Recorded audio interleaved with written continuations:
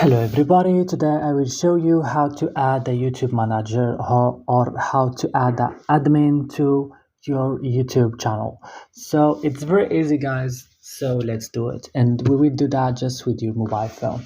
So you have to download your AT Studio or YouTube Studio and link it with your channel, open it, and here you will see the analytics.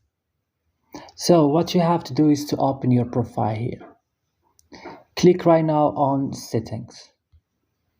On settings, go to permission, and right now you will write, as you see you are the owner, go and click on invite. Here you have to write the link or the email of the user that you wanna make him like a manager or admin to your channel. For example this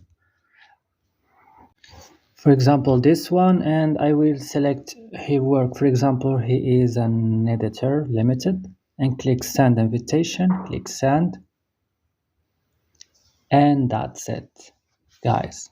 So right now we need that person that we make him like a manager or an admin to verify to verify and accept that he can be admin on my channel. So that's all. Don't forget to like and subscribe, and bye.